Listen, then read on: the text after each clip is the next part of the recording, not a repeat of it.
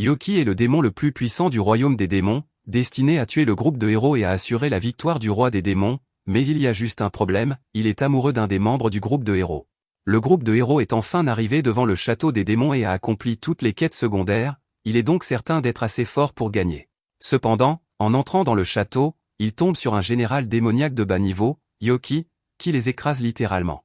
Peu importe le nombre de coups surpuissants qu'ils utilisent, Yoki parvient à les surpasser, finissant par rendre tous les héros inconscients. Mais au lieu de les achever, il commence à soigner leurs blessures, car il ne voudrait pas qu'ils meurent à cause de lui. C'est alors qu'il remarque que la magicienne de soutien du groupe de héros est en fait plutôt mignonne. Il passe 10 bonnes minutes à la regarder, mais ses subordonnés arrivent et trouvent étrange qu'il reste debout devant la jeune fille inconsciente depuis un certain temps. Il lui demande s'il va achever les héros afin qu'ils puissent poursuivre leur journée, mais Yoki répond qu'il ne veut tuer personne. Il demande plutôt à ses subordonnés de déposer les héros dans un village voisin avant qu'ils ne se réveillent. Ils commencent donc tous à traîner les corps, et Yoki est déçu d'avoir raté sa chance de tenter sa chance. Un mois plus tard, Yoki fait son rapport au Seigneur Démon, et apparemment, les héros ont tenté de s'introduire 13 fois de plus au cours du mois dernier, et à chaque fois, Yoki les a assommés et déposés dans un endroit sûr. Le Seigneur Démon le félicite d'avoir si facilement maîtrisé les intrus, mais lui demande pourquoi il ne les tue pas. Yoki invente une excuse et répond que les héros sont si faibles qu'il ne pense pas que cela vaille la peine de les tuer, mais en réalité, il n'aime tout simplement pas tuer des gens. Le Seigneur Démon lui dit que s'il ne veut pas les tuer, il devra demander à ses subordonnés de le faire à sa place. Mais Yoki sait très bien que ses subordonnés n'auraient aucune chance de vaincre ses héros, et même s'ils y parvenaient, il ne voudrait pas laisser mourir cette jolie fille, alors il dit au Seigneur Démon qu'il s'occupera personnellement des héros la prochaine fois. Le Seigneur Démon est ravi de l'entendre dire cela, alors il congédie Yoki. Mais alors qu'il retourne dans sa chambre, il commence à se demander ce qu'il doit faire. S'il essaie d'épargner les héros la prochaine fois, cela causera beaucoup de problèmes, mais s'il les laisse combattre les autres démons, le château sera anéanti. Ces héros peuvent sembler faibles par rapport à lui, mais c'est seulement parce que Yoki est incroyablement puissant, donc s'il parvenait à le dépasser, il vaincrait sans aucun doute le Seigneur Démon sans problème. Il ne se soucie pas particulièrement de la défaite du Seigneur Démon, mais il ne veut pas que la prêtresse soit blessée, alors il élabore un plan.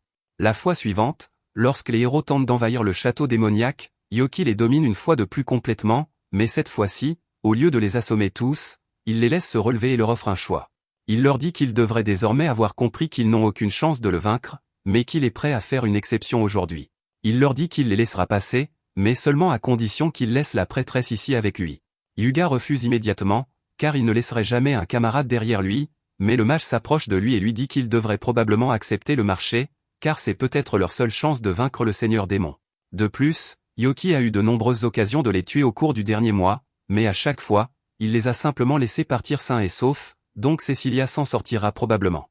Yuga continue de penser qu'il n'est pas juste de laisser sa camarade entre les mains de l'ennemi, mais Cecilia lui dit de partir sans elle, car elle se débrouillera très bien toute seule.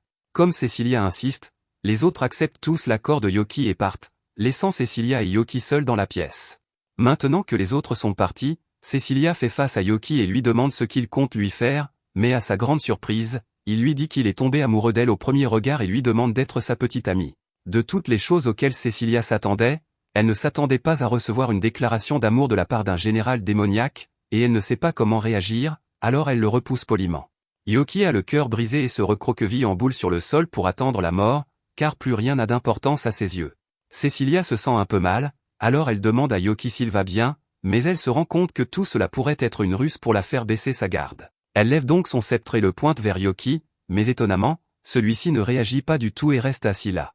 Elle lui demande pourquoi il ne riposte pas, et Yoki lui répond que cela ne sert à rien, la seule chose qui comptait pour lui était de lui avouer ses sentiments, et comme elle l'a rejeté, il est prêt à mourir en sachant qu'il a fait de son mieux.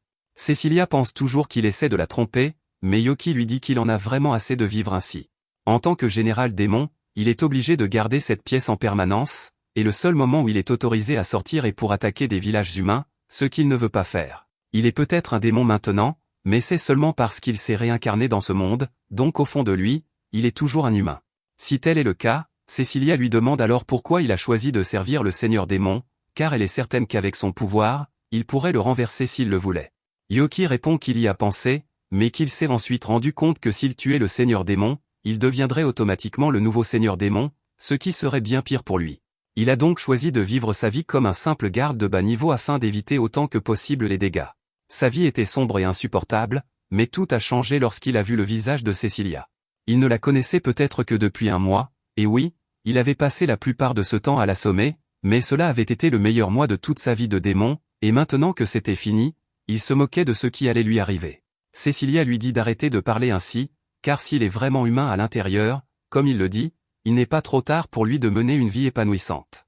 Quelques jours plus tard, après avoir vaincu le Seigneur Démon, le groupe de héros retourne dans la capitale où le roi les remercie pour leurs efforts courageux. Il déclare que les 3 prochains jours seront consacrés à la célébration des exploits du groupe de héros. Mais au même moment, à l'extérieur de la ville, Yoki vient d'arriver et se prépare à commencer sa vie d'humain. Cecilia lui a donné des indications pour se rendre ici, il ne lui reste plus qu'à se fondre dans la masse et il pourra passer du temps avec elle, mais avant cela, il doit se débarrasser de sa corne, ce qui va certainement lui faire mal. Pendant que le défilé en l'honneur des héros bat son plein, Yoki se rend à la guilde des aventuriers et demande à s'inscrire. Le type au comptoir est agacé par Yoki, mais pas parce qu'il ne l'aime pas, c'est parce qu'il est paresseux et qu'il voulait passer la journée sans avoir à travailler. Comme Yoki veut s'inscrire, il sort un formulaire d'inscription et le lui tend pour qu'il le remplisse. Une fois le formulaire rempli, Clément le traite et crée une carte de guilde pour lui. Il explique que Yoki devra commencer au rang F, mais qu'il pourra gravir les échelons jusqu'au rang S en accomplissant des quêtes et en améliorant sa réputation. Une fois que Yoki a confirmé qu'il comprenait les règles, Clément s'apprête à lui remettre sa carte de guilde, mais avant cela, il lui dit que la réémission de ses cartes est extrêmement pénible, et qu'il ferait mieux de ne pas la perdre. Plus précisément dans les 3 prochains jours, car Clément est le seul à être de service jusqu'à la fin du festival des héros, et il ne veut pas avoir à s'occuper de toutes les formalités administratives. Yoki promet d'être prudent, prend sa carte et part accomplir quelques missions.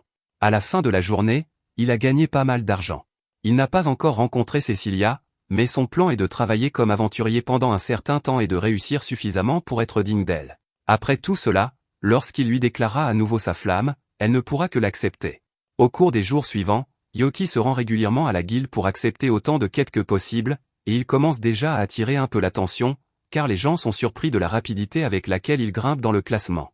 Aujourd'hui, il accepte 5 nouvelles quêtes, alors il se dirige vers le bureau de Clément et lui demande de les traiter pour lui, mais Clément est énervé car il ne comprend pas pourquoi Yoki lui apporte autant de travail alors qu'il y a une autre réceptionniste juste à côté.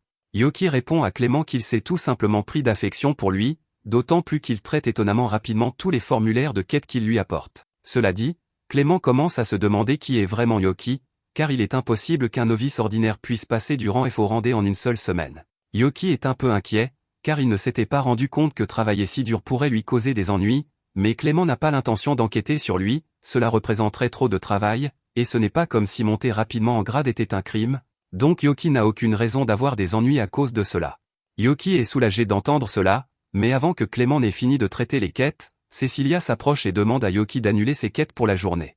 Il est ravi de la revoir, mais elle semble avoir quelque chose de sérieux à discuter, alors elle demande à Yoki de venir chez elle pour qu'ils puissent parler tous les deux.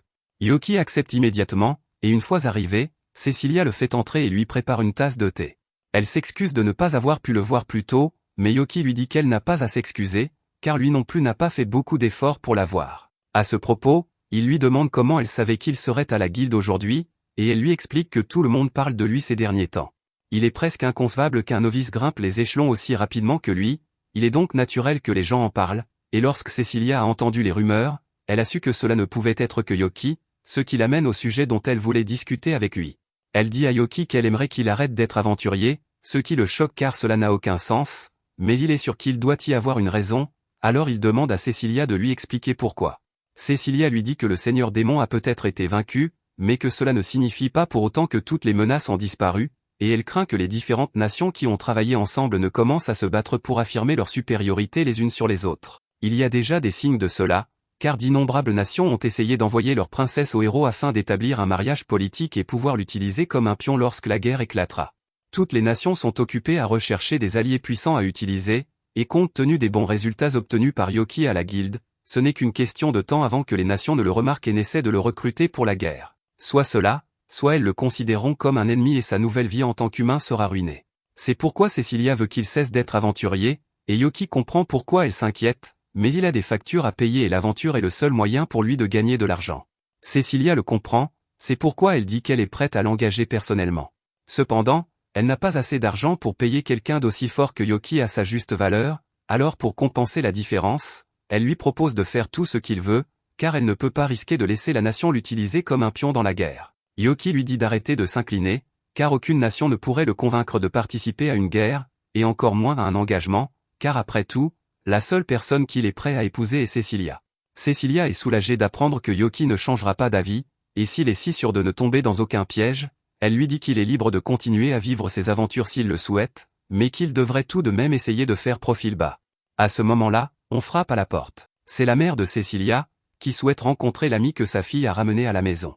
Elle demande à Yoki si Cecilia lui a déjà parlé de sa vie amoureuse. Dès qu'elle aborde le sujet, Cecilia devient gênée, mais sa mère continue quand même. Cecilia a reçu beaucoup de demandes en mariage récemment, qu'elle a toutes refusées, alors sa mère demande à Yoki s'il aimerait épouser Cecilia. Yoki veut absolument épouser Cecilia, mais il répond qu'il ne peut pas le faire pour l'instant car il ne se sent pas encore assez bien, alors une fois qu'il aura une vie stable, il lui fera à nouveau sa demande et elle pourra décider si elle veut l'épouser ou non. La mère de Cecilia apprécie la réponse de Yoki, car s'il avait dit oui, elle ne l'aurait toujours pas laissé l'épouser, mais sa réponse montre sa maturité, alors elle lui dit qu'il est le bienvenu dans cette maison à tout moment. Peu de temps après, nous voyons Yoki au milieu de l'une de ses quêtes de héros, et même si une telle chose prendrait généralement une semaine entière à accomplir, il parvient à la terminer en une seule journée. Cependant, alors qu'il s'apprête à rentrer chez lui, il est soudainement attaqué. 3 assaillants inconnus lancent une attaque coordonnée contre lui, et Yoki tente de se défendre, mais il réalise alors que ces personnes lui semblent vraiment familières. Ce sont ses subordonnés de l'époque où il travaillait au château démoniaque, et il ne veut pas se battre contre eux, alors il demande une pause et révèle sa véritable identité.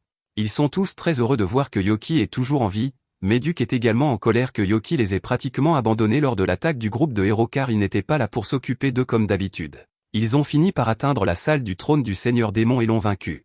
C'est presque comme si Yoki avait intentionnellement laissé les héros passer sans combattre, et en plus de tout cela, il ressemble à un humain maintenant pour une raison quelconque. Yoki leur dit à tous de se calmer car il a une très bonne raison pour ce qu'il a fait, alors les 3 attendent d'entendre ce qu'il a à dire car ils savent que cela doit être important, mais quand Yoki leur dit que la seule raison pour laquelle il a fait tout cela est parce qu'il a le béguin pour la prêtresse du groupe de héros, ils n'arrivent pas à le croire. Yoki leur dit qu'à partir de maintenant, ils prévoient de vivre comme un humain, donc ils n'ont plus besoin de le considérer comme leur capitaine et sont libres de faire ce qu'ils veulent. Cependant, ils lui disent tous qu'ils ne le veulent pas.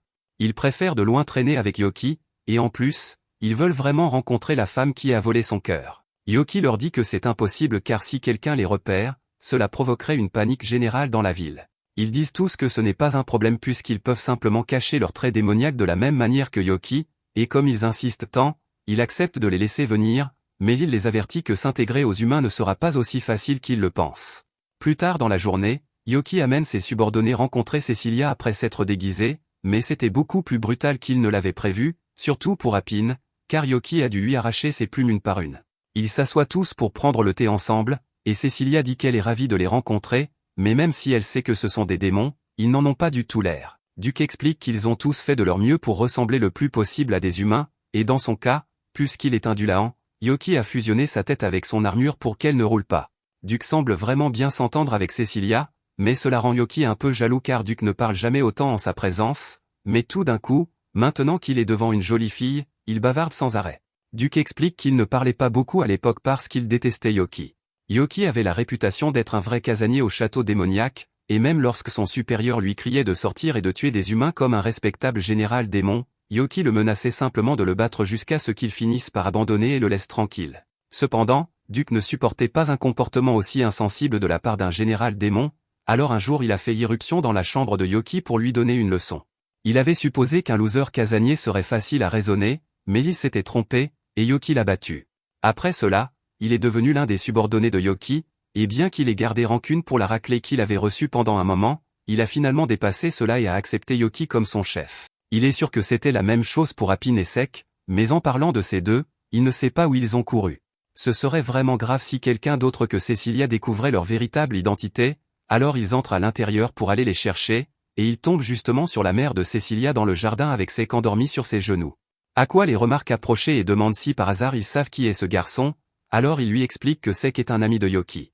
Yoki s'excuse pour tout problème que Sek aurait pu causer, mais Aqua lui dit qu'il n'y a pas besoin de s'excuser car elle adore passer du temps avec les enfants. Elle a trouvé Sek en train de courir dans le jardin, alors au lieu de s'inquiéter de détails insignifiants comme comment il est entré ici, elle a décidé de le rejoindre et ils ont joué à chat ensemble jusqu'à ce que Sek finisse par s'épuiser et s'endorme. Puisque Sek est localisé, Yoki demande à Aqua si elle a vu une fille avec Sek plus tôt, et elle le confirme, mais elle dit que la chef des servantes l'a emmenée il y a un moment, donc elle est probablement à l'intérieur maintenant. Cela ressemble à des ennuis en attente, alors Yoki et les autres se précipitent à l'intérieur pour la trouver, mais à leur surprise, ils voient Appin en train d'être formé à l'étiquette parfaite des servantes. Une fois que Sophia repère le groupe, elle leur explique qu'elle venait juste de finir de former la nouvelle servante, mais Cecilia l'informe que Appin n'est pas une servante, c'est une amie de Yoki. Sophia demande à Appin si c'est vrai, et elle le confirme, donc Sophia s'excuse pour la confusion et lui dit qu'elle peut partir si elle le souhaite. Yoki dit à Appin qu'elle devrait aller changer sa tenue de servante, mais à sa surprise, elle dit qu'elle ne veut pas être une servante et beaucoup plus amusant qu'elle ne le pensait, alors elle aimerait commencer à travailler ici, et Sophia n'a aucune objection, donc Appin est maintenant une servante officielle. À la fin de la journée, ils se préparent tous à partir et souhaitent bonne chance à Appin pour son premier jour en tant que servante, mais avant que Yoki ne puisse partir, Aqua le prend à part et mentionne que Cecilia n'a pas eu l'occasion de se détendre depuis des semaines, alors elle prévoit de la forcer à prendre un jour de congé, donc si Yoki avait l'intention de l'inviter à un rendez-vous, ce serait le meilleur moment. C'est l'une des meilleures opportunités que Yoki ait jamais reçues, et il va s'assurer qu'elle ne soit pas gaspillée. Quand vient l'heure du rendez-vous, Cecilia arrive dans sa calèche, et Yoki est époustouflé par sa belle apparence dans sa tenue. Il dit qu'il va faire tout ce qui est en son pouvoir pour s'assurer qu'elle profite au maximum de son jour de congé, et elle trouve ça amusant qu'il prenne cela si au sérieux, mais elle a hâte de découvrir ce qu'il a prévu.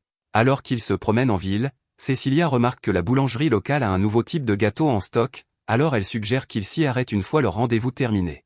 En attendant, les deux continuent leur promenade dans la ville, et Yoki a du mal à détacher ses yeux de Cecilia car elle est bien trop mignonne, mais jusqu'à présent, les choses se sont très bien passées, et Cecilia semble vraiment s'amuser. Ils passent bientôt devant une boutique d'accessoires et ils s'apprêtent à y entrer ensemble, mais il se trouve que Yuga et Mikana du groupe de héros passaient par là en même temps. Dès que Yuga la reconnaît, il interpelle Cecilia, ignorant complètement Yoki. Il dit que c'est une folle coïncidence qu'ils aient tous pris des jours de congé le même jour, et puisqu'ils sont tous là, il suggère qu'ils passent le reste de la journée ensemble. Cecilia essaie de le refuser poliment en expliquant qu'elle passait déjà du temps avec Yoki, et maintenant que Yoki a été mentionné, Yuga a l'impression qu'ils se sont déjà rencontrés quelque part. Yoki lui dit que c'est probablement juste son imagination, et Yuga décide de laisser tomber pour l'instant. Il suggère ensuite qu'ils entrent tous ensemble pour que personne ne soit exclu, et il laisse à peine à Cecilia le temps de s'opposer avant de la mener à l'intérieur. Mikana est contrariée par toute cette histoire car le seul jour où elle a réussi à convaincre Yuga de sortir avec elle, cela arrive. Elle devine que Yoki était aussi en rendez-vous avec Cecilia, alors elle lui souhaite bonne chance car s'il parvient à faire tomber Cecilia amoureuse de lui, alors Yuga n'aurait d'autre choix que de se concentrer sur elle à la place. Alors que Yoki entre à l'intérieur, il retrouve Cecilia, et puisqu'ils sont là, il propose de lui acheter un cadeau. Cecilia lui dit qu'il n'a pas besoin de faire cela, mais Yoki dit que c'est sa façon de la remercier pour toute l'aide qu'elle lui a apportée, alors elle finit par accepter. Yuga voit cela et cela le rend immédiatement jaloux, alors il s'interpose entre eux et dit qu'il veut choisir des cadeaux pour tout le monde, essayant clairement de surpasser Yoki. Yoki choisit un collier qu'il pense ira très bien à Cecilia, tandis que Yuga choisit simplement le pendentif le plus cher de la boutique parce qu'il ne savait pas quoi d'autre acheter. Il essaie de faire mettre le pendentif à Cecilia, mais dans le processus, il fait accidentellement tomber son déguisement, et maintenant qu'elle ne porte plus son chapeau et ses lunettes, tout le monde dans le magasin la reconnaît instantanément, ainsi que les autres membres du groupe de héros. Ils sont instantanément assaillis par des fans et poursuivis dans la rue, ce qui fait que Yoki est séparé de Cecilia, et en essayant de la retrouver, Yoki finit par tomber sur le dernier membre du groupe de héros, Sœur Rêvant, alors qu'il est assailli par un groupe de filles, et il a l'air assez mal à l'aise. Yoki décide de l'aider, alors il distrait la foule en la dirigeant vers Yuga avant de saisir Rêvant et de courir dans une ruelle. Une fois qu'ils ont perdu la foule, Yoki s'attendait à ce que Rêvant le remercie au moins, mais il reste complètement silencieux, alors il suppose que Rêvant n'est tout simplement pas du genre à parler beaucoup. Cependant, alors qu'il part, il entend Rêvant lui demander d'attendre, et il comprend immédiatement pourquoi Rêvant ne parle pas beaucoup, c'est parce que sa voix ressemble à celle d'une adolescente. Il évite généralement de parler devant une foule parce qu'il craint que les gens ne rient, mais Yoki n'a pas l'intention de se moquer de lui pour cela. Après tout le monde a des choses sur lesquelles il est complexé. Rêvant est soulagé d'avoir rencontré quelqu'un d'aussi compréhensif que Yoki, mais juste à ce moment-là, Yoki se souvient qu'il est supposé chercher Cecilia, alors il part en courant pour la retrouver. Le reste de la journée se passe sans autre problème, mais le lendemain matin, Yoki découvre que Cecilia a attrapé une fièvre à cause de tout le stress de la veille. Elle était déjà proche de son point de rupture, mais devoir gérer tous ses fans d'un coup l'a fait craquer, et Yoki a l'impression que c'était de sa faute. Aqua dit à Yoki qu'il n'a pas besoin de se sentir coupable puisque Cecilia n'a qu'un léger rhume, et elle n'est pas en colère contre lui à cause du déroulement des événements, mais elle est en colère contre Yuga, en revanche, donc ils vont avoir une longue discussion sur les limites la prochaine fois qu'elle le verra. Même s'il est celui qui a causé l'état de Cecilia, au moment où il en a entendu parler, il a essayé de venir pour s'occuper d'elle, mais les servantes l'ont renvoyé à la porte avant qu'il ne puisse causer plus de dégâts.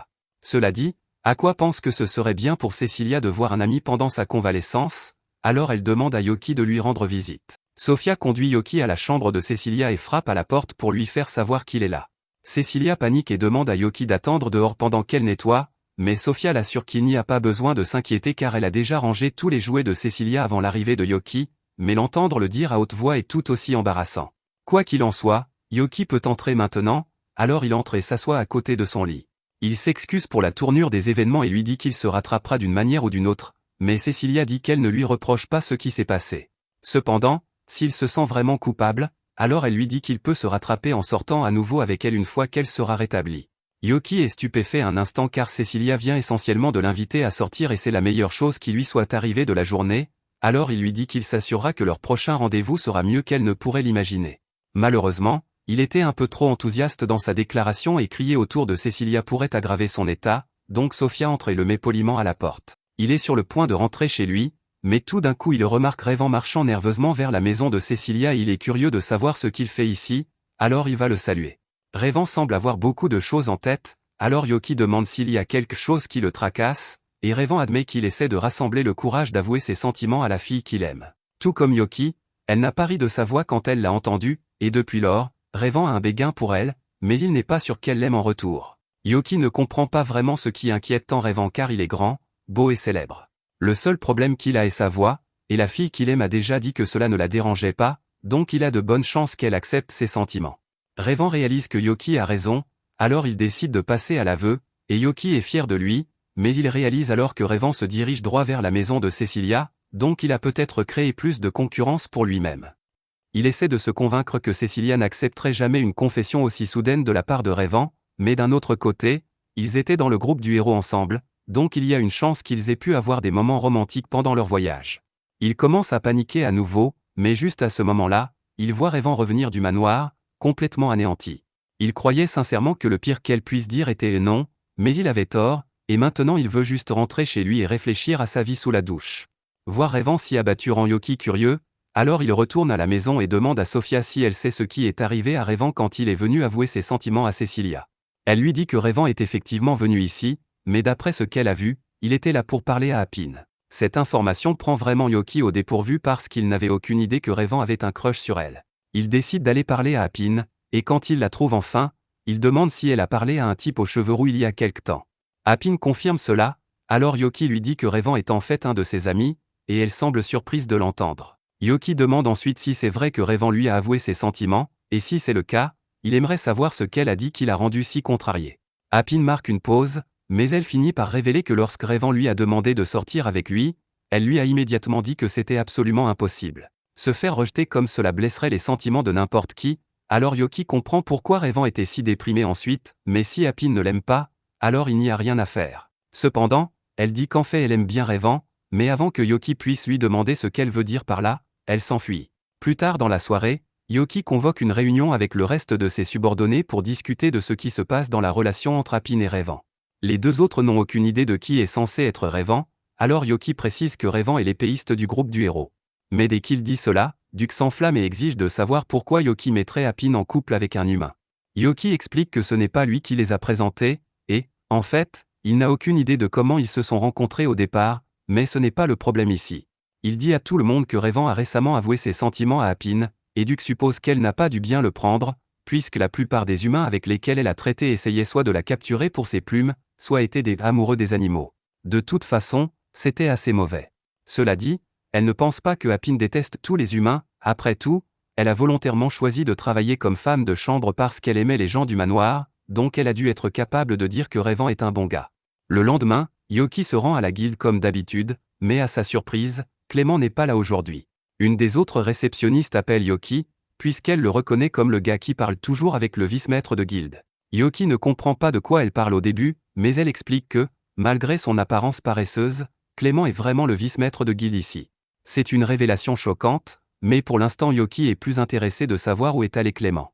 C'est censé être un secret, mais puisque Yoki est ami avec Clément, La réceptionniste l'informe qu'il a été hospitalisé après une dispute avec sa femme. Plus tard dans la journée, Yoki va à l'hôpital rendre visite à Clément, et il est surpris de voir à quel point il a été blessé. Il demande ce qui s'est passé, alors Clément explique qu'hier c'était son anniversaire de mariage, alors il voulait choisir un bon cadeau pour sa femme, mais il s'est tellement concentré que la journée entière est passée avec lui à regarder des bijoux. Quand il est finalement rentré chez lui, il avait déjà manqué le dîner, alors sa femme a pensé qu'il avait oublié l'anniversaire, et ils ont eu une énorme dispute ensuite. Yoki pense que la femme de Clément doit être assez forte, puisqu'elle a pu le blesser comme ça, et il dit, c'est normal, étant donné qu'elle est une ancienne aventurière de rang A. Yoki ne peut pas croire que Clément est marié à quelqu'un de rang A, mais, pour info, Clément est aussi un ancien de rang A. Il va falloir un certain temps pour que Clément guérisse naturellement de toutes ses blessures, alors Yoki propose d'utiliser la magie de guérison pour l'aider, mais Clément rejette immédiatement l'idée. Être blessé comme cela est l'excuse parfaite pour que sa femme le soigne jusqu'à sa guérison. Juste à ce moment, la femme de Clément entre, et il s'avère que c'est Sophia, ce qui est un énorme choc pour Yoki. Il n'aurait jamais pu imaginer qu'elle se marierait avec quelqu'un comme Clément, mais ils semblent heureux ensemble, à part le malentendu violent occasionnel. Un peu plus tard, Yoki s'apprête à partir, alors Sophia le remercie d'avoir tenu compagnie à son mari avant son arrivée. Il dit qu'il n'y a pas besoin de le remercier parce qu'il est normal de rendre visite à un ami blessé, mais, en parlant d'amis, il demande à Sophia si Cecilia va un peu mieux aujourd'hui. Elle lui dit que la fièvre de Cecilia est partie, donc elle se sent beaucoup mieux maintenant, mais elle est actuellement dehors pour faire des courses, donc il ne pourra pas la voir pendant un moment. Yoki demande à Sophia si elle a des idées pour un bon cadeau qu'il pourrait lui offrir, puisqu'il veut faire quelque chose de bien pour elle, mais elle lui dit que tant que cela vient du cœur, Cecilia sera contente de tout ce qu'il lui offrira. Yoki la remercie pour le conseil et quitte l'hôpital, mais alors qu'il marche dans la rue, il commence à fantasmer sur ce que ce serait s'il se mariait avec Cecilia. Quand il revient à la réalité, il réalise qu'il est près du dortoir des chevaliers, alors il décide de prendre des nouvelles de Rayvan puisqu'il est ici. Il ouvre la porte et trouve Rayvan allongé sur son lit, aussi déprimé que le jour où Apine l'a rejeté, et il a de la peine pour lui, alors il veut aider. Il demande à Rayvan s'il peut expliquer comment lui et Apine se sont rencontrés pour la première fois, alors Rayvan lui dit que tout a commencé un après-midi ordinaire. Rayvan était occupé avec sa patrouille quotidienne quand il a soudainement remarqué une fille harcelée par quelques gars ivres. Il a rapidement réglé le premier gars, et après que les autres aient réalisé qui il était, ils se sont tous enfuis, donc son travail ici était terminé. Puisqu'Apine était en sécurité maintenant, il s'est tourné pour partir, mais elle a soudainement attrapé sa cape pour le remercier. Rayvan lui a dit qu'il n'y avait pas besoin de le remercier puisqu'il faisait juste son travail, mais ensuite il a réalisé qu'il venait de révéler sa voix à une étrangère, et il a commencé à craindre qu'elle se moque de lui pour cela. Cependant, au contraire, Apine lui a dit qu'il avait une belle voix. Au début, il a pensé qu'elle plaisantait, mais Apine était aussi sérieuse que possible parce qu'elle aimait vraiment le son de la voix de Rayvan. Elle l'a encore remercié de l'avoir sauvé et est partie en courant pour finir ses courses de la journée, mais elle a laissé une impression durable sur lui. C'est pourquoi il a finalement trouvé le courage de lui avouer ses sentiments, mais cela ne s'est pas passé aussi bien qu'il le pensait. Il pense que c'était une erreur d'avouer si vite alors qu'ils se connaissent à peine, parce que cela l'a probablement mise mal à l'aise. Cependant, Yoki lui dit qu'il ne devrait pas abandonner si vite parce qu'il a le sentiment qu'il pourrait encore avoir une chance avec Apine, mais pour l'instant, il suggère que tous les deux devraient sortir un moment pour le remonter le moral. Yoki finit par emmener Rayvan à la bijouterie où il est venu avec Cecilia la dernière fois, parce qu'il n'a jamais pu acheter ce collier pour elle, et pendant qu'ils sont là, Rayvan repère un beau pendentif qui irait très bien à Apine. Il n'est pas sûr de devoir l'acheter ou non, puisqu'Apine pourrait trouver bizarre de recevoir un cadeau de quelqu'un qu'elle connaît à peine, mais Yoki l'assure qu'elle appréciera l'intention qu'il y a mis, et sinon, elle est sûre d'aimer le design parce qu'il lui va très bien. Rayvan finit par décider d'acheter le pendentif, et puisqu'il ne veut pas que quiconque entende sa voix, il communique avec la caissière avec un stylo et du papier. Cependant, alors qu'il quitte le magasin, Yoki et Rayvan tombent sur Mikana, et elle est surprise de voir les deux dans une bijouterie ensemble. Elle demande ce qu'ils font ici, et Yoki répond immédiatement, disant qu'ils sont là pour acheter des cadeaux pour les femmes qu'ils aiment. Mikana savait déjà que Yoki a un crush sur Cecilia, donc elle n'est pas surprise par cela, mais elle n'avait aucune idée que Rayvan avait un crush aussi. Elle lui demande de tout révéler, mais Rayvan refuse de dire un mot en sa présence, et c'est entièrement de sa faute parce qu'elle s'est moquée de sa voix une fois, et depuis lors, il est trop complexé pour parler en sa présence. Mikana se sent mal à ce sujet et elle s'est déjà excusée, mais elle sait que s'excuser ne change pas ce qu'elle a fait, donc elle ne veut pas le forcer. Cependant, même si Rayvan ne veut pas lui parler, elle veut quand même entendre tous les détails sur son crush, alors elle l'invite, lui et Yoki, à déjeuner avec elle. Cependant, juste quand elle pense qu'ils seront enfin prêts à parler, Yoki et Rayvan commencent à se remplir la bouche de nourriture pour ne pas avoir à dire quoi que ce soit. C'était un plan parfait, mais dès que Mikana mentionne qu'elle pourrait raconter à Yoki des histoires sur Cecilia s'il lui parle, il abandonne immédiatement le plan. Mikana lui demande jusqu'où il est allé avec Cecilia, et il lui dit que ce n'est rien de spécial parce qu'ils ne sortent pas encore ensemble, et elle a apparemment reçu des tonnes de demandes en mariage, y compris une de Yuga. Entendre cela rend Mikana un peu excitée, parce qu'elle ne comprend pas pourquoi il ne comprend pas déjà ses indices. Il a toujours été un peu étourdi, donc il lui arrivait parfois de tomber accidentellement sur elle et Cecilia en train de se changer ou de prendre un bain, et il est si populaire auprès des femmes qu'une foule énorme se formait toujours, peu importe où ils allaient. Ce n'était jamais vraiment intentionnel de sa part, mais son comportement insouciant a vraiment agacé Cecilia, et elle peut être terrifiante quand elle est en colère. Mikana demande ensuite à Revan à propos de son crush, mais Yoki la coupe parce qu'il ne veut pas qu'elle l'embête. Mikana promet qu'elle n'essaie pas de se moquer de lui pour son crush ou quoi que ce soit, elle a juste quelques problèmes relationnels à elle dont elle voulait parler.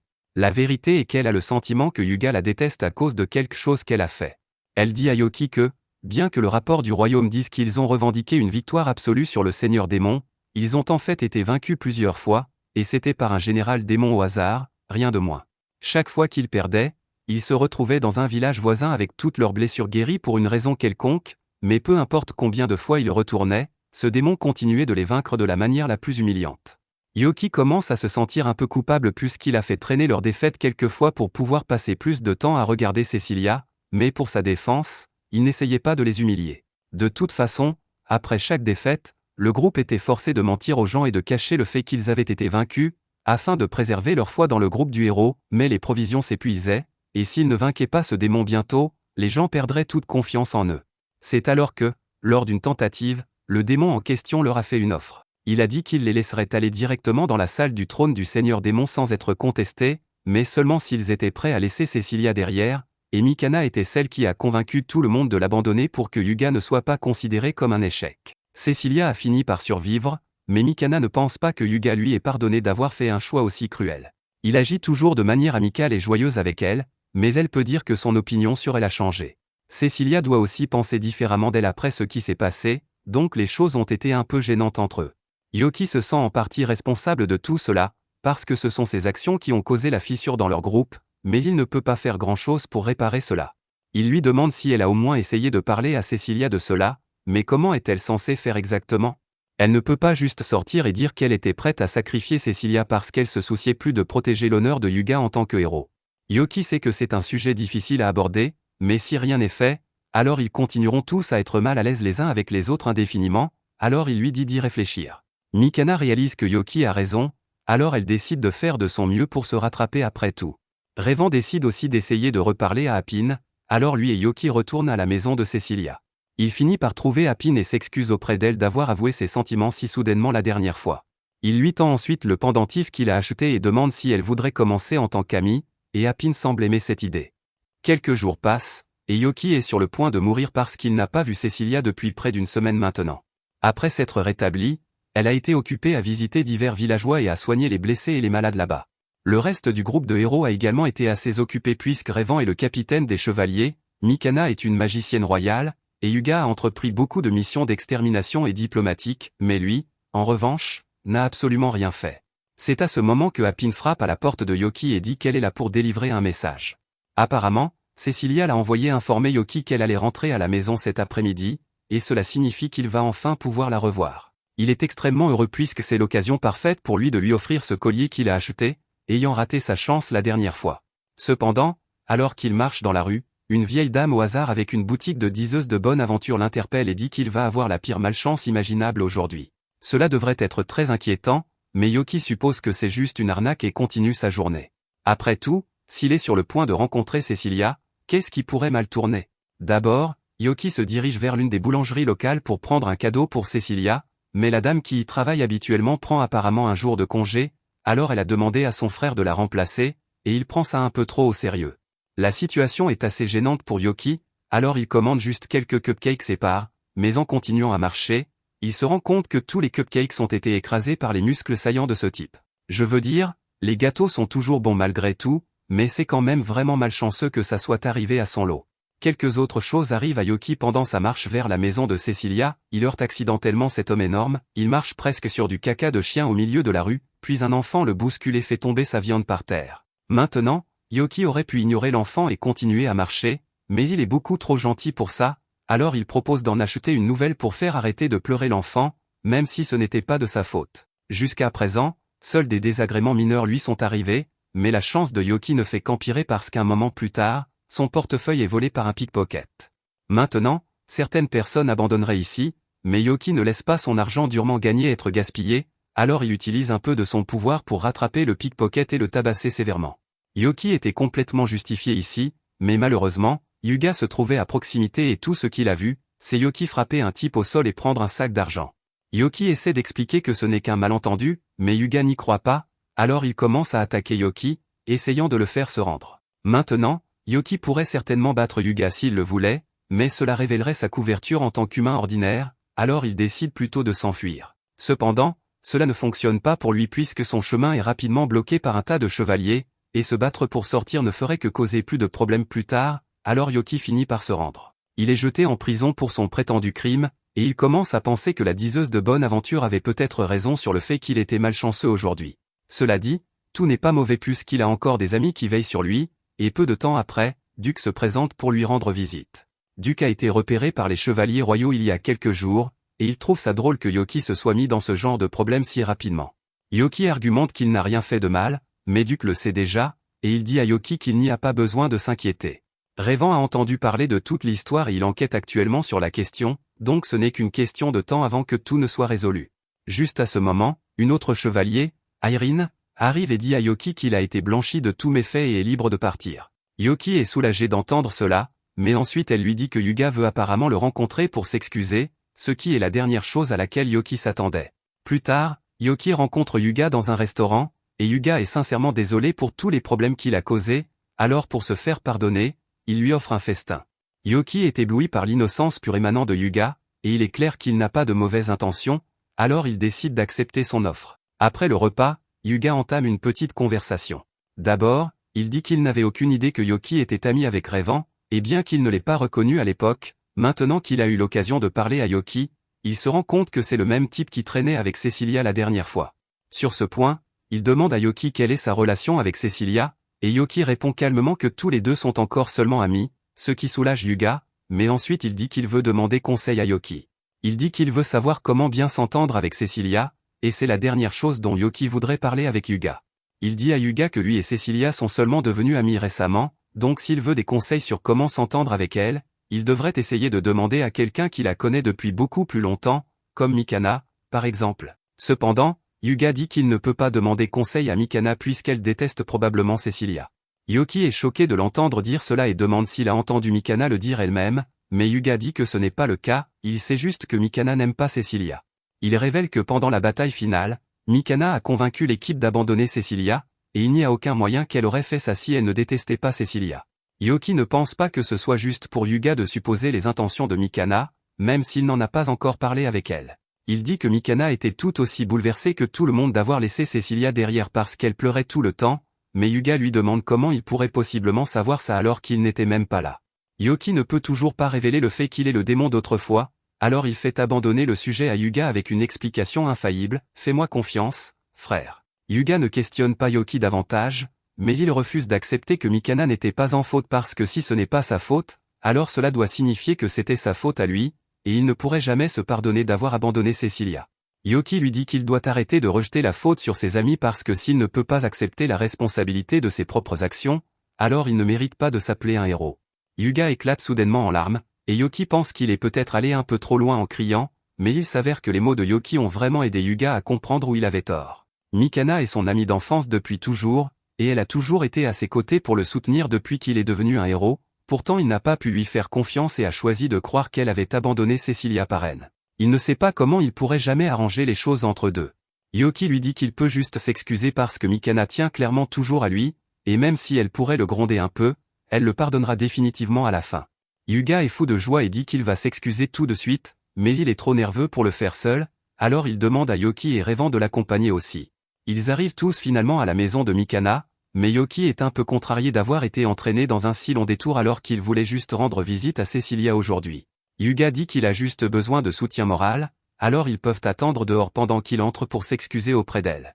Hyuga entre ensuite et monte en courant dans la chambre de Mikana où il la trouve en train de changer de vêtements, mais alors que Mikana devient immédiatement troublée, Hyuga reste impassible et lui dit qu'il a quelque chose d'important à dire. Il lui dit qu'il vient de réaliser qu'il l'a traité injustement tout ce temps parce qu'il a continué à penser qu'elle avait intentionnellement abandonné Cecilia alors que ce n'était pas le cas.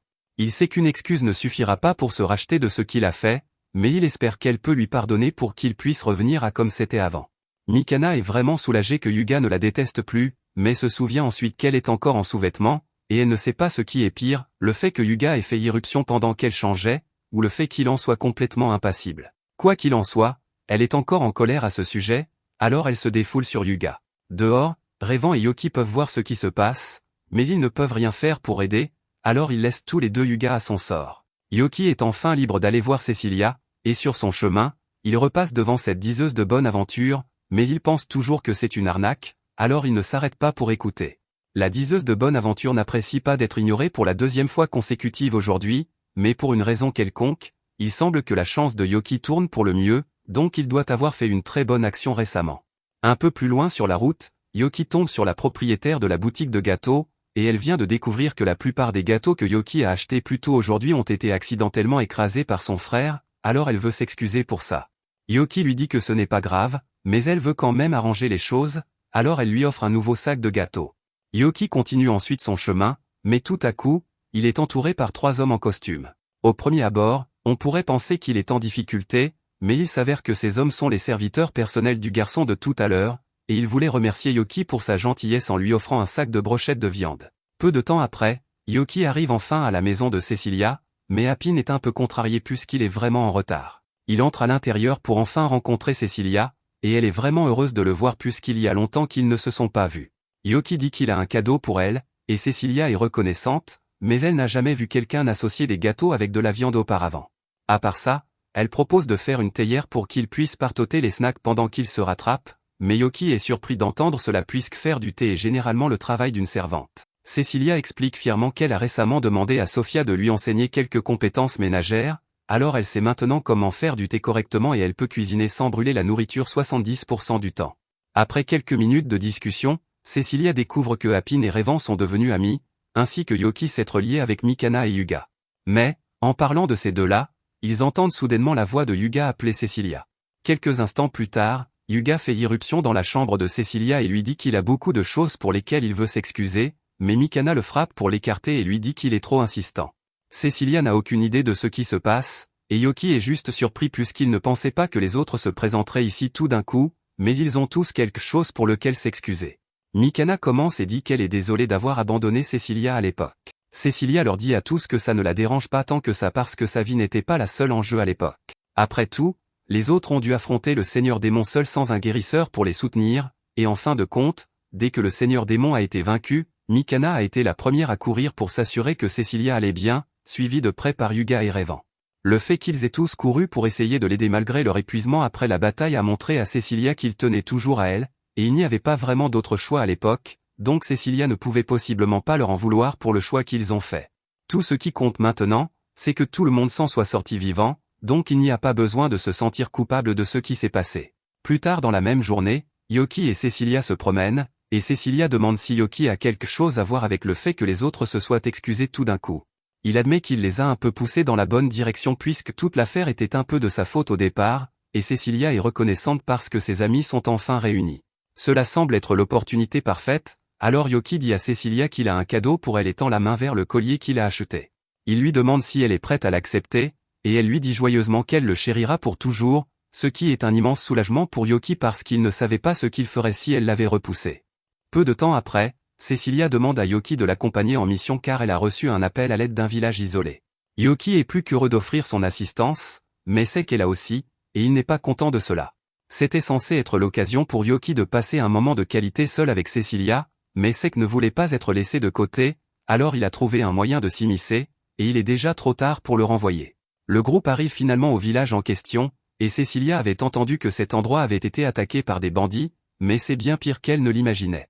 Le chef du village sort bientôt pour accueillir Cecilia, et il est ravi que la célèbre prêtresse ait décidé de rendre visite à leur village, mais il n'a aucune idée de qui sont Yoki et Sek. Cecilia l'informe que ce sont ses amis et qu'ils sont tous deux compétents en magie de soins, donc ils sont là pour aider à soigner les blessés, et le chef est heureux de l'entendre. Il les conduit à la mairie où toutes les personnes blessées sont rassemblées, et le groupe se met immédiatement au travail. Il commence à soigner les villageois un par un, et personnellement, cette quantité de soins n'est pratiquement rien pour Yoki, mais il peut voir que Cecilia travaille très dur. Il admire à quel point elle se soucie d'aider les blessés, mais en parlant des blessés, Yoki est surpris qu'il y ait eu tant de blessures mais aucun décès parmi les villageois. Le chef explique qu'ils ont eu de la chance car, au milieu du raid, les bandits ont été attaqués et forcés de battre en retraite. C'était un retournement de situation heureux, mais Yoki trouve un peu étrange que quelqu'un soit arrivé juste à temps pour sauver les villageois. C'est alors que Yoki regarde Cecilia, et il se rend compte qu'elle pourrait se pousser un peu trop loin, alors il s'approche et lui demande de faire une pause.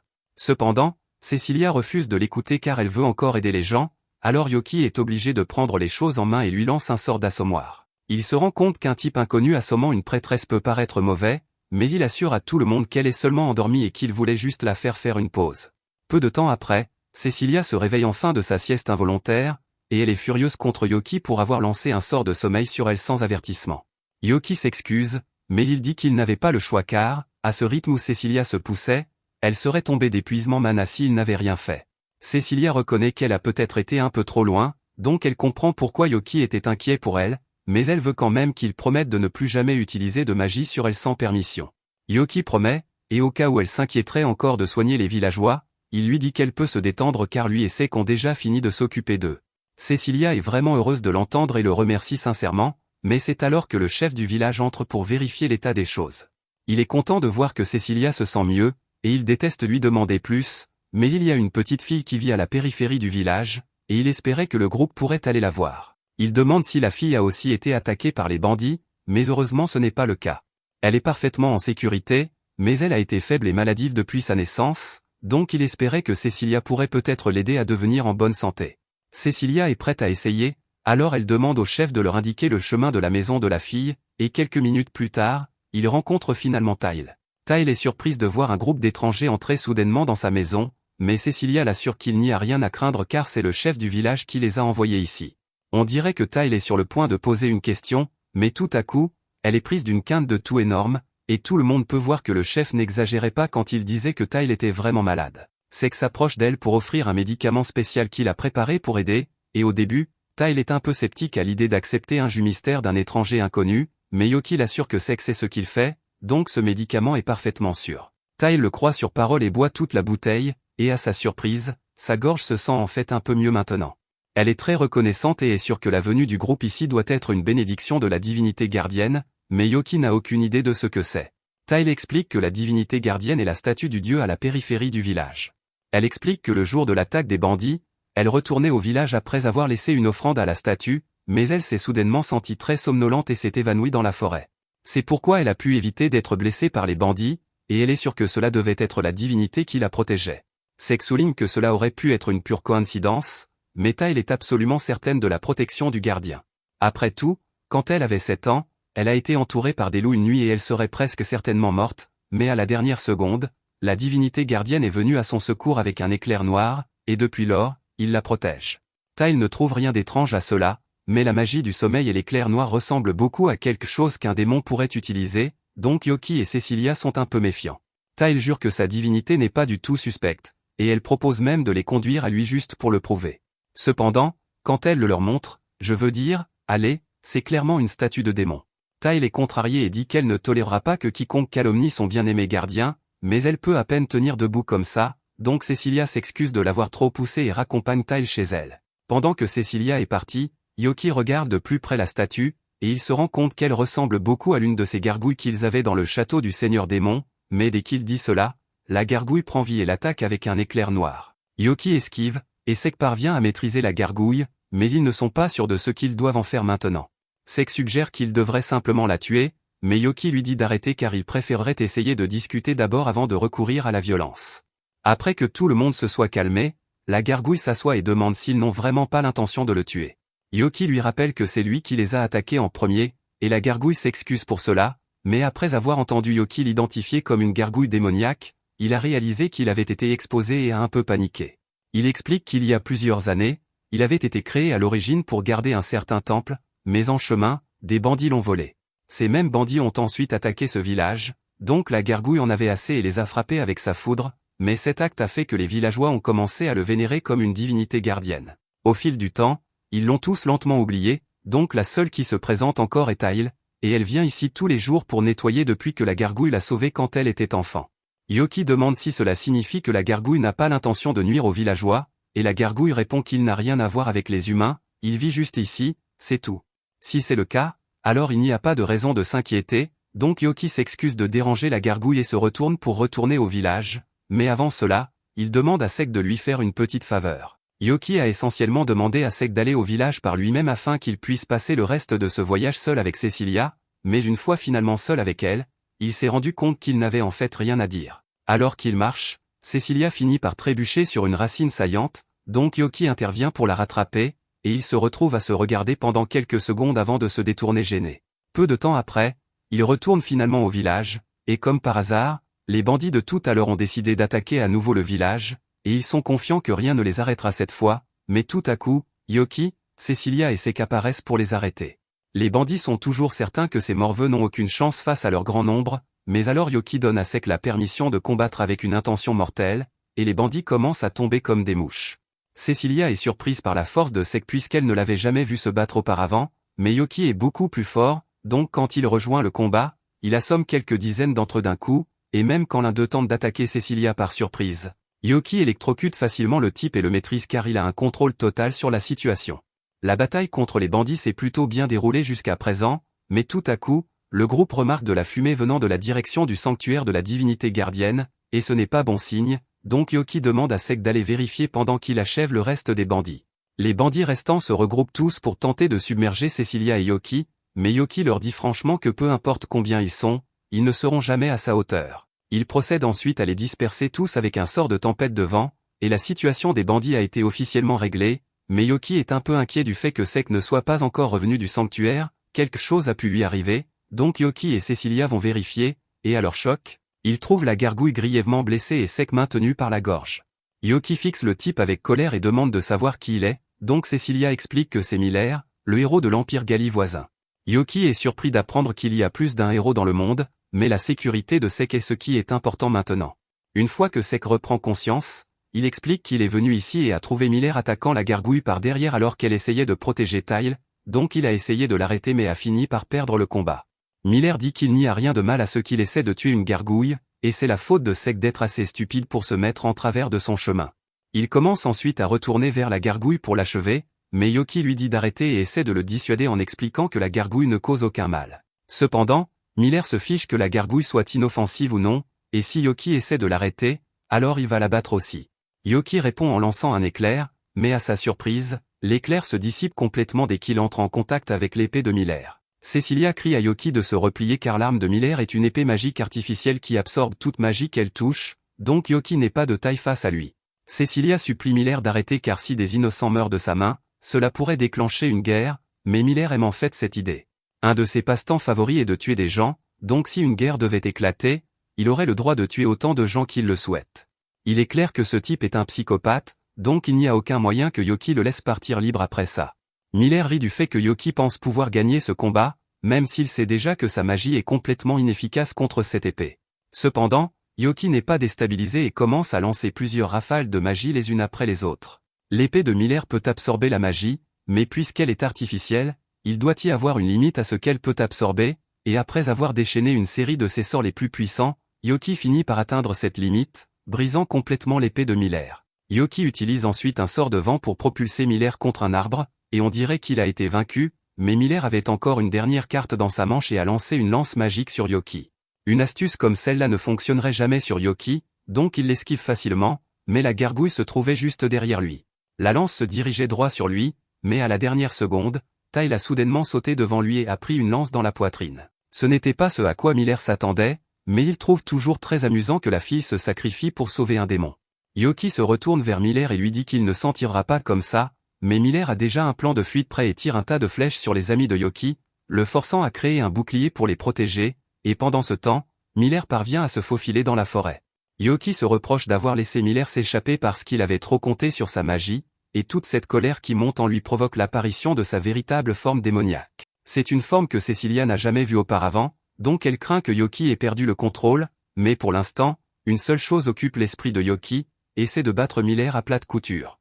Il s'envole dans les airs pour commencer à traquer Miller, et dès qu'il le localise, il plaque sa tête au sol et le fait ensuite voler à travers quelques centaines d'arbres. Miller ne peut pas croire qu'un démon aussi fort existe encore, même si le seigneur démon a déjà été vaincu, mais une seconde plus tard, Yoki apparaît derrière lui pour continuer la raclée.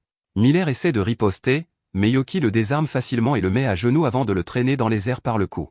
Maintenant, il pourrait tuer Miller ici et maintenant, mais il sait que ce n'est pas quelque chose que Cecilia voudrait qu'il fasse, alors à la place, il laisse simplement tomber Miller et le laisse tenter sa chance avec l'eau.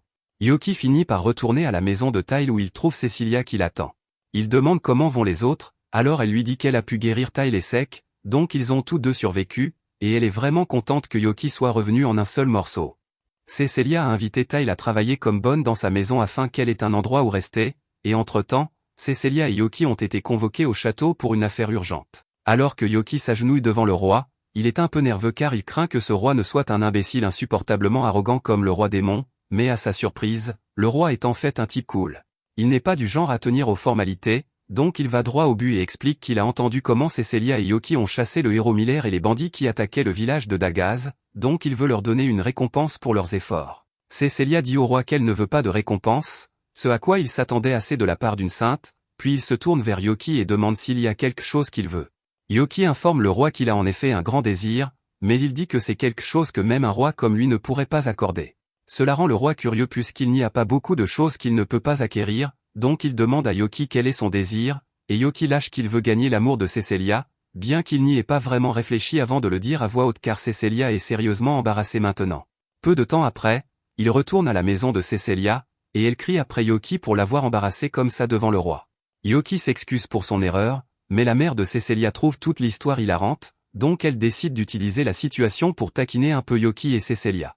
Elle dit à Yoki qu'il doit réfléchir à ce qu'il a fait, donc pour le mois prochain, il lui est interdit de voir Cecilia du tout.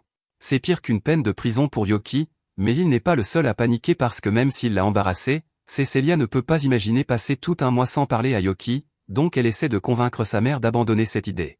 Aqua cède un peu et accepte de réduire le temps à 2 semaines, mais elle insiste toujours pour que Yoki et Cecilia soient séparés, donc elle ordonne à Appin d'emmener Yoki. Appin obéit et commence à traîner Yoki, mais alors qu'ils traversent les couloirs, ils finissent par apercevoir Sheik assis seul dans le jardin et il a l'air terriblement triste. Yoki suppose que cela doit avoir un lien avec ce qui s'est passé avec Miller et le fait que Sheik n'a pas pu protéger Tyle ou la gargouille, mais il n'a aucune idée de comment le remonter, donc il rentre chez lui pour l'instant. Là, il trouve Tyle en train de s'occuper de la gargouille, et la raison pour laquelle la gargouille est ici est parce que la mère de Cecilia n'a pas permis à Tyle de la mener dans le manoir. Appin dit à Tyle qu'elle doit retourner au manoir et reprendre le travail, donc il se prépare à partir, mais Gar est un peu inquiet qu'elle se pousse peut-être trop compte tenu de son état. Une fois les autres partis, Yoki s'allonge sur son lit et pense à ce qu'il va faire maintenant qu'il ne peut plus parler à Cecilia. Il passait généralement la plupart de ses journées chez elle, donc il va devoir trouver autre chose à faire avec tout ce temps libre, c'est pourquoi il se rend à la guilde dès le lendemain matin et demande qu'on lui donne autant de travail que possible pour ne pas s'ennuyer. Environ 15 jours plus tard, nous voyons Cecilia à la maison et le fait de ne pas parler à Yoki la frappe assez durement parce qu'elle se surprend encore à faire des tasses de thé pour lui-même s'il n'est pas là. Sa mère a apprécié chaque moment à regarder Cecilia manquer Yoki, donc elle saute sur l'occasion et commence à la taquiner, demandant pour qui est la deuxième tasse de thé. Cecilia est embarrassée et ment en disant qu'elle a fait la tasse en s'attendant à ce que sa mère apparaisse, mais ils savent tous que ce n'est pas vrai. Aqua mentionne que le délai de 2 semaines est presque écoulé, donc Yoki sera bientôt autorisé à rendre visite à nouveau, et elle est honnêtement un peu curieuse de savoir ce que Yoki a fait pour passer le temps. Pendant ce temps, Yoki vient de rentrer chez lui après avoir passé une nuit blanche à terminer toutes ses quêtes. Gar lui demande pourquoi il est de si bonne humeur, mais Yoki est simplement excité car il va bientôt revoir Cecilia. Gar est heureux pour lui, mais il dit qu'il a quelque chose de sérieux à lui dire. Gar reprend ensuite sa forme originale de gargouille, et dans cet état, Yoki peut clairement voir que le corps de Gar s'est désagrégé. Gar dit que les blessures qu'il a subies de la part de Miller se sont avérées bien plus graves qu'il ne le pensait, et il estime qu'il ne lui reste plus que quelques jours à vivre. Yoki a demandé pourquoi il n'avait rien dit plus tôt, mais Gar ne pensait pas que cela ferait une différence puisqu'il n'y a aucun moyen de réparer son corps. La seule chose qu'il veut maintenant, c'est que Yoki s'occupe de Tyle une fois qu'il sera parti. Yoki ne comprend pas de quoi parle Gar puisque Sheik a dit que l'état de Tyle s'était stabilisé, mais bien qu'il soit vrai qu'elle s'est beaucoup améliorée grâce aux médicaments de Sheik, Gar a observé Tyle depuis qu'elle était petite et il peut dire que quelque chose ne va pas chez elle. Il ne veut juste pas qu'elle soit seule après qu'il se soit désagrégé, C'est pourquoi il veut que Yoki s'occupe d'elle. Yoki comprend et promet qu'il veillera sur Tile, ce qui rend Gar très heureux, mais juste au moment où il commence à parler de mourir en paix maintenant, Yoki l'interrompt et dit qu'il a toujours l'intention de sauver la vie de Gar, quoi qu'il en coûte. Gar apprécie le sentiment, mais il dit à Yoki qu'il n'y a plus assez de temps pour le sauver à ce stade. Cependant, cela ne l'empêchera pas d'essayer, donc il part immédiatement parler à Duke pour trouver des remèdes à la situation de Gar. Duke a apparemment entendu parler de la désintégration des gargouilles, et selon lui, c'est facilement réparable tant que vous nourrissez la gargouille avec de la magésite. Yoki est choqué parce qu'il ne réalisait pas que la solution était si simple, donc il remercie Duke pour son aide et part en courant pour trouver de la magésite. Malheureusement, il était tellement pressé qu'il n'a pas entendu Duke mentionner qu'il y avait plus d'explications, mais cela ne causera certainement aucun problème plus tard. Alors que Yoki quitte la salle des chevaliers, il réalise qu'il ne sait pas vraiment où trouver de la magésite en premier lieu, mais avant qu'il puisse se renseigner, il entend soudainement Cecilia appeler son nom, et on dirait que quelque chose de terrible s'est produit. Elle court vers lui et explique que Tile est en très mauvais état en ce moment, donc ils ont besoin de son aide. Yoki se précipite vers le manoir pour voir ce qui se passe, et là il trouve Tile au lit avec une forte fièvre tandis que Shake s'empresse de faire des médicaments pour elle. Son état s'est rapidement détérioré parce qu'elle a beaucoup trop travaillé récemment, et les médicaments que Shake a sous la main en ce moment ne suffisent qu'à ralentir ses symptômes, pas à la guérir. Ils auraient besoin d'herbe du crépuscule pour la guérir, mais l'herbe ne se trouve que dans les régions riches en mana, donc elle ne pousse pas ici. Yoki propose d'aller chercher l'herbe pour la rapporter à Tile, et Cecilia propose de l'aider, ce que Yoki apprécie vraiment, d'autant plus qu'il a encore besoin de trouver de la magésite pour Gar. En entendant le nom de Gar, Tile s'inquiète et essaie de s'asseoir sur le lit parce qu'elle pense que quelque chose a pu lui arriver, mais Shake la repousse parce qu'elle a besoin de se reposer le plus possible pour empêcher sa fièvre d'empirer. L'herbe du crépuscule et la magésite peuvent être rares, mais il y a encore une chance que la guilde des marchands en ait en stock puisqu'ils transportent toujours des marchandises précieuses, mais malheureusement, lorsqu'ils arrivent à la guilde des marchands, on les informe que toute la magésite et l'herbe du crépuscule sont actuellement en rupture de stock. C'est la pire nouvelle imaginable, mais alors que Yoki et Cecilia essaient de réfléchir à ce qu'il faut faire, Crément apparaît soudainement et il est ici pour récupérer un formulaire de requête de la guilde des marchands. Il remarque ensuite Yoki debout là et essaie de lui refiler la requête, mais Yoki refuse et dit qu'il n'a pas le temps de prendre des requêtes aléatoires en ce moment. Crément a entendu que Yoki cherche de la magésite et de l'herbe du crépuscule, donc il essaie de persuader Yoki en l'informant que la quête consiste à s'occuper d'un monstre vivant dans une mine de magésite. L'énergie magique dans la mine est si dense que l'herbe du crépuscule pousse aussi dans la mine, donc il serait dans l'intérêt de Yoki d'accepter la mission. Yoki et Cecilia acceptent de rejoindre la mission aux côtés de Crément, et Sophia se joint également à eux, en partie pour soutenir son mari, mais aussi parce que c'est son devoir de chef des bonnes de s'assurer que Tile se rétablisse complètement. Il leur faut 2 jours pour arriver dans la ville avec la mine de magésite, mais une fois sur place, Sophia dit à tout le monde de se préparer à partir dès le lendemain matin. Yoki est un peu confus puisqu'il pensait qu'il se dirigerait immédiatement vers les mines, mais on lui dit qu'ils ne peuvent pas faire cela parce que les monstres sont principalement actifs la nuit et celui qu'ils recherchent est particulièrement dangereux. C'est un mangeur de roches qui a muté après avoir mangé un tas de magésite. Il est extrêmement résistant aux attaques magiques, et la requête dit qu'ils doivent rapporter sa peau en un seul morceau, donc leur meilleure option pour s'en occuper est de le maîtriser avant de l'éliminer. Le lendemain matin, tout le monde est prêt à commencer leur mission, mais Yoki et Cecilia sont surpris que Sophia ait l'intention d'aller au combat en portant son uniforme de bonne. Sophia dit qu'il n'y a pas lieu de s'inquiéter parce qu'elle se bat parfaitement bien en tenue de bonne, mais la principale raison pour laquelle elle la porte est qu'elle aime le fait que Crément pense que c'est mignon sur elle. Alors qu'ils pénètrent dans la mine, ils aperçoivent bientôt le mangeur de roches en train de mâcher un tas de magésite, et en les remarquant, il commence à leur lancer des roches. Ils esquivent tous, et juste pour essayer, Yoki lance un sort de foudre sur le monstre, mais comme Crément l'a dit, le mangeur de roches est très résistant à la magie. La seule façon pour eux de l'abattre sans détruire la peau est d'attaquer de l'intérieur, donc Crément dit qu'il utilisera ses shikigami pour protéger Sophia alors qu'elle saute dans la bouche du monstre. Cecilia pense que cela semble un peu trop dangereux, mais Crément ne s'inquiète pas parce qu'il a pleine confiance en les capacités de Sophia, et elle lui fait confiance pour la protéger. Puisqu'ils sont tous les deux d'accord, Yoki et Cecilia mettent tous leurs efforts à maîtriser le mangeur de roches avec une combinaison du sort de glace de Yoki et des chaînes de Cecilia. Avec le monstre maintenu en place, Crément entoure Sophia de tous les shikigami, et elle procède à sauter dans la bouche béante du monstre, donc maintenant ils ont juste besoin d'attendre qu'elle détruise ses entrailles. Malheureusement, le mangeur de roches avait encore un tour dans son sac, donc il a créé plusieurs petits mangeurs de roches, et ces petits sont également immunisés contre la magie, donc Yoki est obligé de mettre ses mains en avant et de boxer pour les tenir à distance, mais malheureusement, sans que Yoki maintienne son sort de glace, le mangeur de roches est bientôt capable de briser les chaînes de Cecilia et de la repousser. Yoki court à ses côtés pour la protéger, mais alors que le mangeur de roches est en plein pas, il gèle soudainement parce que Sofia a commencé à le découper de l'intérieur. Peu de temps après, le mangeur de roches s'effondre mort sur le sol, et Crément est incroyablement soulagé de voir Sofia émerger de sa bouche, parfaitement indemne. Maintenant que le monstre a été pris en charge, il ne reste plus qu'à ramasser la magésite et l'herbe du crépuscule dont Yoki et Cécilia ont besoin, et heureusement, il y a beaucoup de ces choses disponibles ici. Après avoir rassemblé la quantité dont ils auront besoin, le groupe quitte la grotte et Yoki est prêt à rentrer chez lui pour apporter les médicaments à Tyle et Gar, mais Crément lui dit qu'ils ne peuvent pas partir aujourd'hui parce qu'il n'est pas sûr de voyager la nuit dans cette région.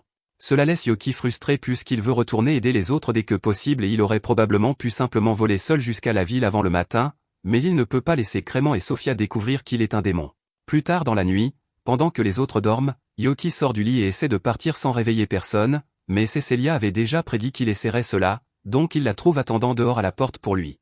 Cécilia soutient pleinement le plan de Yoki, donc elle a pris la liberté de préparer la pochette d'objets pour lui afin qu'il puisse partir immédiatement, et Yoki apprécie vraiment son aide. Peu de temps après, Yoki décolle dans le ciel nocturne, et quelques heures plus tard, il arrive en ville pour livrer les médicaments. Il trouve Gar sur la table comme d'habitude, mais il semble vraiment sans réaction, donc il commence à craindre qu'il ne soit déjà trop tard pour le sauver. Il commence à secouer violemment Gar et à demander s'il est vraiment d'accord pour laisser Tyle seul dans ce monde, et entendre le nom de Tyle mentionné suffit à ramener Gar à la vie. Il demande si Tyle va bien, et Yoki lui dit qu'elle ira bien puisqu'il a déjà déposé l'herbe du crépuscule chez Sheik, donc il ne reste plus qu'à nourrir Gar avec la magésite et le réparer, lui aussi. Alors que Yoki est occupé à bourrer le visage de Gar avec de la magésite, il remarque une griffe mélangée aux roches, mais avant qu'il puisse l'identifier, Gar commence soudainement à briller, et un instant plus tard, il est complètement guéri. La première chose que Gar fait après avoir été guéri est de se précipiter au chevet de Tyle pour vérifier son état et lui faire savoir qu'il va bien aussi. Yoki est touché par les retrouvailles, mais il a encore une longue nuit de vol devant lui puisqu'il doit retourner au village minier avant que les autres ne commencent à soupçonner quelque chose, et après être resté debout toute la nuit, il finit par s'évanouir sur les cuisses de Cécilia pendant le trajet en calèche vers la maison, ce qu'elle ne lui en veut pas du tout.